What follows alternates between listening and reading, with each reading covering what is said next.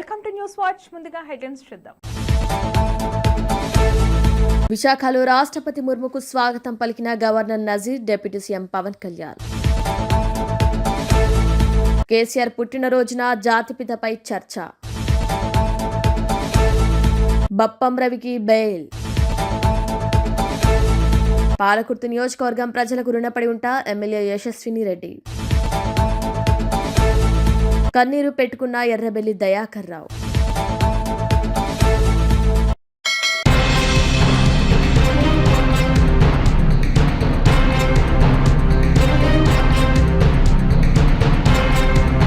Thorrur chairman ఎన్నికపై స్పందించిన మాజీ మంత్రి ఎర్రబెల్లి దయాకర్ రావు కన్నీరు పెట్టుకున్నారు. చైర్మన్ ఎన్నిక నిర్వహించిన తీరు పట్ల అసహనం వ్యక్తం చేశారు. నేను 45 ఏళ్లుగా రాజకీయాల్లో ఉన్నాను. నా రాజకీయ జీవితంలో ఇంత మోసం, ఇంత దగ ఎప్పుడూ చూడలేదు. ఇలాంటి కక్ష సాధింపు రాజకీయాలు చూస్తుంటే రాజకీయాల్లో ఉండాలా వద్దా అనిపిస్తుంది. వైఎస్ఆర్ హయాంలో కూడా ఇంత ప్రజాస్వామ్య విరుద్ధంగా వ్యవహరించిందే లేదు. నాకు బాధతో కన్నీళ్లు వస్తున్నాయి. ప్రజలు మాకు పట్టం కడితే ప్రభుత్వం మాత్రం అన్యాయం చేసింది. నన్ను, నా భార్యను ఎందుకు అరెస్ట్ చేశారు? తొర్రూరులో నా కార్యాలయాన్ని కూడా నన్ను వెళ్లనివ్వట్లేదు. ఇలాంటి సమానంగా అప్రజాస్వామికంగా చైర్మన్ ఎన్నిక నిర్వహించారు. విప్ రాజీ చేయాల్సిన నన్ను అక్రమంగా అరెస్ట్ చేసి పోలీస్ స్టేషన్ లో నిర్బంధించారు. మున్సిపాలిటీలోని మా అభ్యర్థులకు కోట్ల రూపాయలు ఆశ చూపినా మా కౌన్సిలర్లు లొంగలేదు.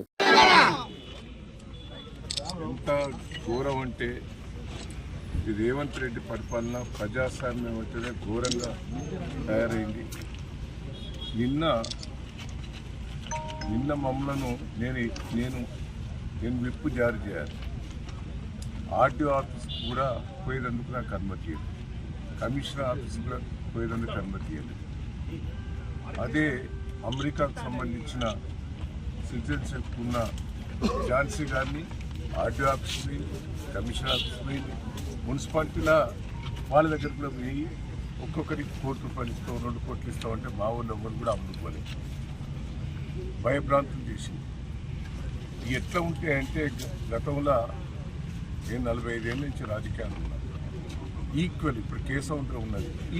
ఈక్వల్గా ఉన్న కానీ ఎమ్మెల్యేకు ఓటు సమానం ఉన్నప్పుడు ఓటు హక్కు ఉపయోగించుకునే అవకాశం.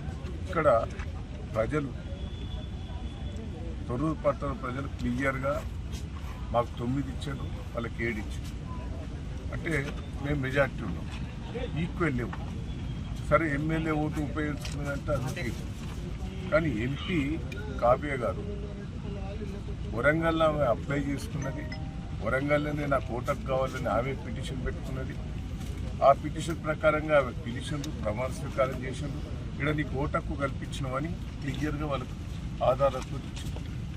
3 రోజుల బట్టి మేము ప్రయత్నం చేస్తున్నాం. ఆర్డీఓ గారి దగ్గర, కలెక్టర్ దగ్గర, మున్సిపల్ కమిషనర్ దగ్గర. ఏమో ఓటకు ఇక్కడ ఉపయోగించుకున్నదట, దాన్ని ఆధారం ఇవ్వండి అని మా కోర్టు వాళ్ళు అడుగుతున్నారు.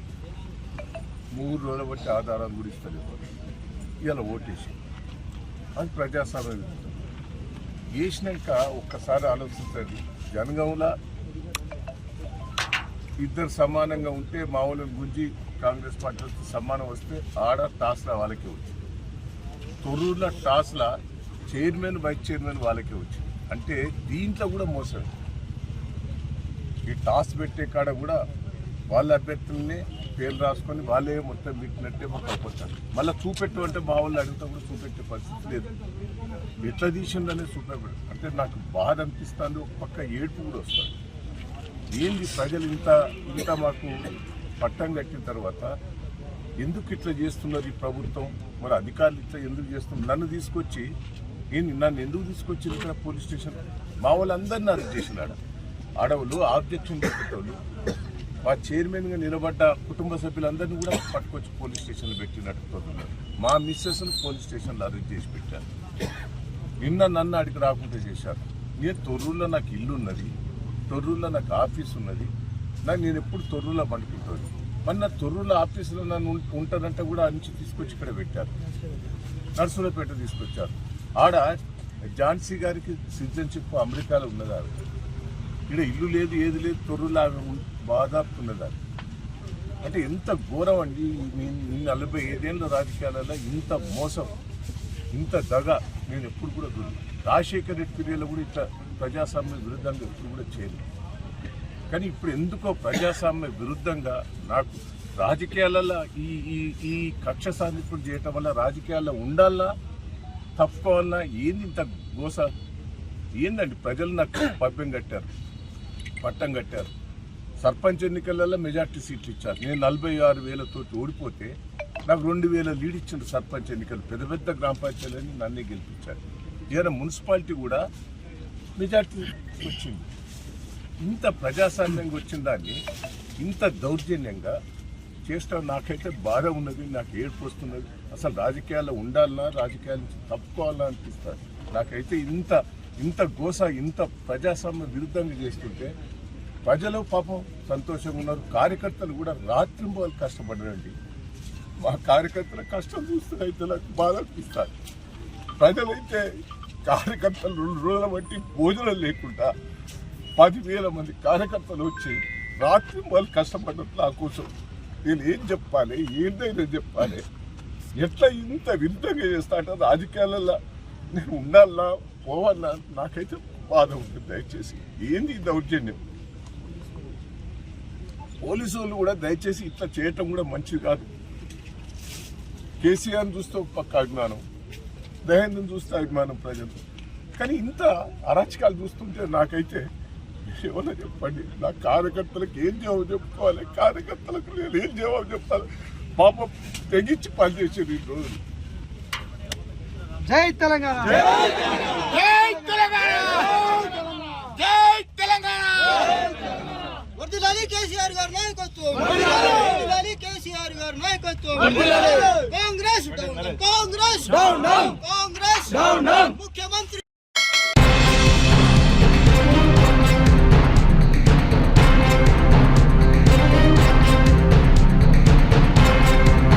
తిరుమల శ్రీవారి దర్శనానికి కుటుంబ సమేతంగా విచ్చేసిన రాజ్యసభ సభ్యుడు మరియు ఓబీసీ మోర్చా జాతీయ అధ్యక్షుడు డాక్టర్ కె లక్ష్మణ్ ను తిరుపతి అంతర్జాతీయ విమానాశ్రయం నందు బీజేపీ నాయకులతో కలిసి ఆత్మీయ స్వాగతం తెలియజేయడం జరిగింది. దీనికి హాజరైన రాష్ట్ర ఉపాధ్యక్షుడు కోల ఆనంద్, తిరుపతి జిల్లా అధ్యక్షుడు సమంచి శ్రీనివాసులు, జిల్లా ప్రధాన కార్యదర్శి బిడి బాలాజీ, రాష్ట్ర వన్నేకుల క్షత్రియ డైరెక్టర్ జీపాలం తేజోవతి మరియు జిల్లా బీజేపీ యంత్రాంగ బృందం, రేణిగుంట మండలం ప్రధాన కార్యదర్శి సొంగ పురుషోత్తం తదితరులు పాల్గొన్నారు.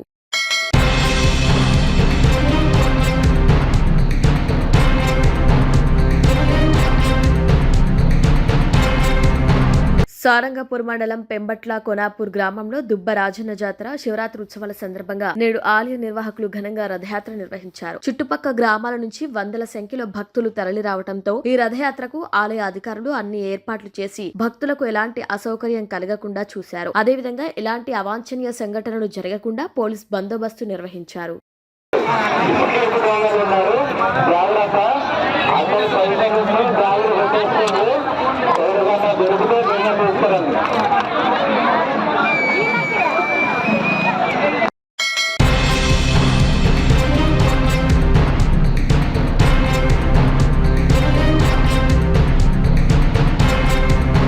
బీఆర్ఎస్ అధినేత కేసీఆర్ పుట్టినరోజును ఆ పార్టీ కార్యకర్తలు జరుపుకున్నారు. ఈ వేడుకల సందర్భంగా కూడా జాతిపిత అంశమే హైలైట్ అయింది. కేసీఆర్ తెలంగాణ జాతిపిత అని బీఆర్ఎస్ శ్రేణులు అభివర్ణించగా దానికి కౌంటర్ గా ముఖ్యమంత్రి రేవంత్ రెడ్డి చేసిన వ్యాఖ్యలు కూడా వైరల్ అయ్యాయి. కేసీఆర్ పుట్టినరోజున సీఎం రేవంత్ రెడ్డి కేసీఆర్ ఏ జాతికి జాతిపిత అని ఆయన ప్రశ్నించారు. తెలంగాణకు నిజమైన జాతిపిత ప్రొఫెసర్ జయశంకర్ అని, తెలంగాణ ఇచ్చిన తల్లి సోనియా గాంధీ అని రేవంత్ రెడ్డి స్పష్టం చేశారు. కేవలం ఒక కుటుంబం కోసం తెలంగాణ రాలేదని, కోట్లాది మంది ఆకాంక్షలు సోనియా గాంధీ నిర్ణయం వల్లనే రాష్ట్రం ఏర్పడిందని ఆయన గుర్తు చేశారు. రేవంత్ రెడ్డి వ్యాఖ్యలపై బీఆర్ఎస్ కార్యనిర్వాహక అధ్యక్షుడు కేటీఆర్ తీవ్రంగా మండిపడ్డారు. కేసీఆర్ పుట్టినరోజు వేడుకల్లో పాల్గొన్న ఆయన రేవంత్ రెడ్డి వైఖరిని తప్పుపట్టారు. తెలంగాణ సాధించిన ఉద్యమ నేతను అవమానించడం అంటే తెలంగాణ అస్తిత్వాన్ని అవమానించడమేనని ఆగ్రహం వ్యక్తం చేశారు. ఢిల్లీ నాయకత్వానికి బానిసలుగా మారిన వారు తెలంగాణ జాతిపిత గురించి మాట్లాడటం హాస్యాస్పదమని ఎద్దేవా చేశారు. పుట్టినరోజున కూడా రాజకీయ కక్ష సాధింపులకు పాల్పడటం రేవంత్ రెడ్డి సంకుచిత మనస్తత్వానికి నిదర్శనమని కేటీఆర్ వ్యాఖ్యానించారు. అధికారంలో ఉన్నప్పుడు జరిగే పుట్టినరోజు వేడుకలకు అధికారం పోయిన తర్వాత జరిగే వేడుకలు చాలా తేడా ఉంటుంది. ఆ తేడా కేసీఆర్ పుట్టినరోజున కూడా కనిపించింది. చాలా మంది నేతలు మున్సిపల్ ఎన్నికల పరాజయంలో కేసీఆర్ బర్త్డేను పట్టించుకోలేదు. పట్టించుకున్న వారు హైదరాబాద్ లోనే ఎక్కువగా ఉన్నారు.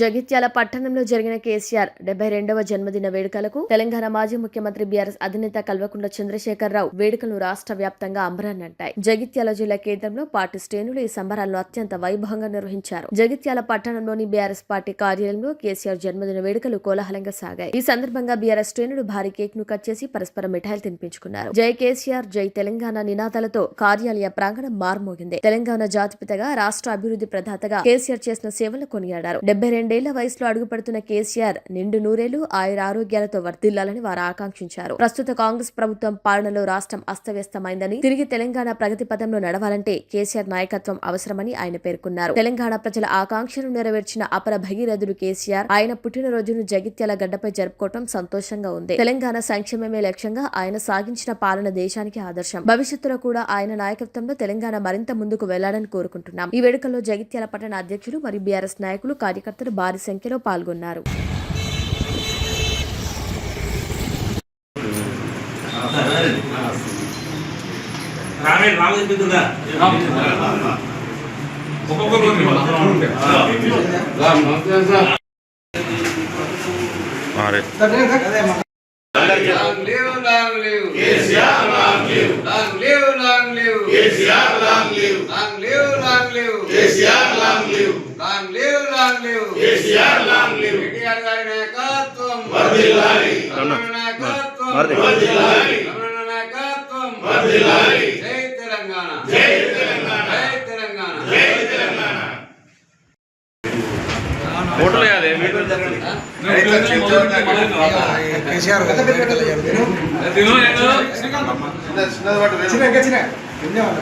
అది నేను తీసుకోరా ఎక్కువ అన్నట్టు తెలుసు.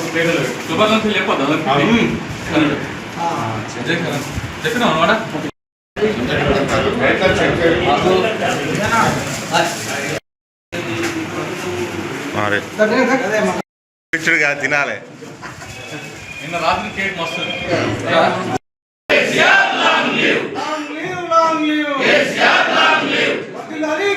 గారి నాయకత్వం, కేసీఆర్ గారి నాయకత్వం, కేసీఆర్ గారి నాయకత్వం,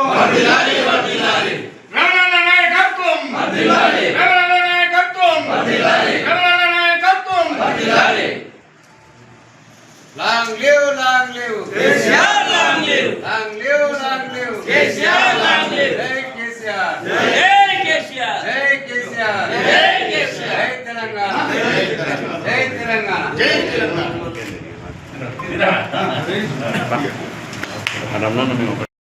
జగిత్యాల పట్టణంలో బీఆర్ఎస్ కుటుంబ సభ్యులందరి తరపున మాజీ ముఖ్యమంత్రి వర్యులు కేసీఆర్ గారికి జిల్లా పార్టీ ఆఫీసుతో పాటు మన జగిత్యాల పట్టణంలో పురపాలికా సంఘంలో 50 వార్డులు 50 వార్డులలో మరి వివిధ దేవాలయాల్లో కుటుంబ సభ్యులందరూ ఎల్రమణ గారు మరియు దావా సంతాసరి వారి ఆధ్వర్యంలో మరియు కేక్ కట్ చేసే సంబరం జరపడం జరుగుతుంది. పట్టణ శాఖ తరఫున ధన్యవాదాలు తెలియజేస్తున్నాం. Thank you. జగిత్యాల పట్టణ మరియు పరిసర ప్రాంత ప్రజలు, మా జగిత్యాల నియోజకవర్గ ప్రజలందరూ కూడా తెలంగాణ ప్రదాత, తెలంగాణ జాతిపిత, ఉద్యమ నేత, గౌరవనీయులు మాజీ ముఖ్యమంత్రి కేసీఆర్ గారి 72వ జన్మదినోత్సవాన్ని పురస్కరించుకొని ఎమ్మెల్సీ ఎల్లమ్మ గారి కార్యాలయంలో కేక్ కట్ చేసి సంబరాలు జరుపుకోవడం జరిగింది. ఏ లక్ష్యం కొరకైతే తెలంగాణ ఉద్యమాన్ని ప్రారంభించి ఆ లక్ష్యాన్ని ముద్దాడి తెలంగాణ సాధించి తెలంగాణ స్వరాష్ట్ర ఆకాంక్షను బడుగు బలహీన వర్గాల సస్యశ్యామలమైన తెలంగాణ కొరకు నిర్విరామంగా కృషి చేసిన గౌరవనీయులు మాజీ ముఖ్యమంత్రి కేసీఆర్ గారి 72వ జన్మదినోత్సవం ఈరోజు జరుపుకోవడం జరిగింది. ఈరోజు గతంలో మేము కొన్నాటకాలలో పూజ చేసినాం. వారు ఆయురారోగ్యాలతో ఉండాలని, తెలంగాణ ప్రజలకు మరింత సేవలు అందించి ఈ కాంగ్రెస్ పార్టీ రాక్షస పాలన నుండి మరింత విముక్తి కలిగించి ఏ తెలంగాణ సాధించాలనుకున్నామో సాధించిన తెలంగాణలో ఏం సాధించలేకపోతున్నామో, ప్రస్తుతం రాష్ట్రం అస్తవ్యస్తమై ఆర్థికంగా చిక్కిలబడ్డ ఈ రాష్ట్రాన్ని తిరిగి పురోగమనంలో నడవాలంటే కేసీఆర్ గారి నాయకత్వం అవసరమని భావిస్తూ వారికి భగవంతుడు ఆయురారోగ్యాలు ఇవ్వాలని మనస్ఫూర్తిగా కోరుకుంటూ జగిత్యాల జిల్లా ప్రజలందరి తరఫున మరియు మా కార్యకర్తలందరి తరఫున మరొకసారి జన్మదిన శుభాకాంక్షలు. ధన్యవాదాలు.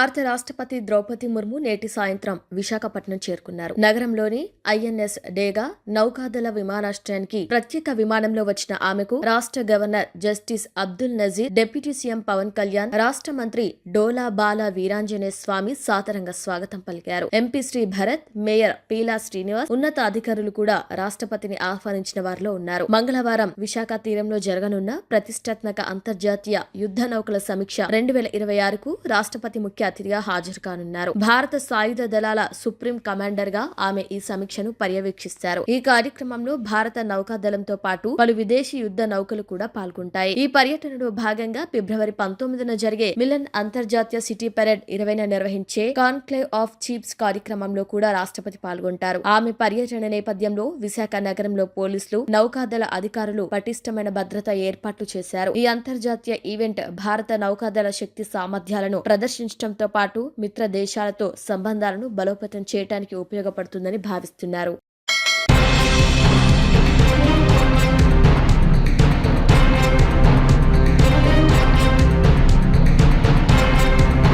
సినిమాల పైరసీ కేసులో అరెస్ట్ అయిన ఇమ్మడి రవికి షరతులతో కూడిన బెయిల్ మంజూరైంది. ప్రతిరోజు సీసీఎస్ ముందు హాజరవ్వాలని కోర్టు ఆదేశించింది. ఇంటర్నెట్ వాడొద్దని, వాడాలంటే పోలీసుల అనుమతి తీసుకోవాలని పేర్కొంది. పాస్పోర్ట్ ను కోర్టులో సబ్మిట్ చేయాలని, దేశం విడిచి వెళ్లొద్దని ఆంక్షలు విధించింది.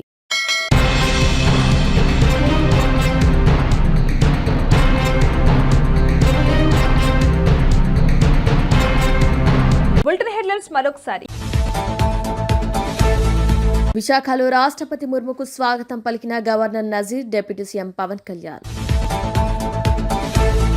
కేసీఆర్ పుట్టినరోజున జాతిపితపై చర్చ. బప్పం రవికి బెయిల్. పాలకుర్తి నియోజకవర్గం ప్రజలకు రుణపడి ఉంటా ఎమ్మెల్యే యశస్విని రెడ్డి. కన్నీరు పెట్టుకున్న ఎర్రబెల్లి దయాకర్ రావు.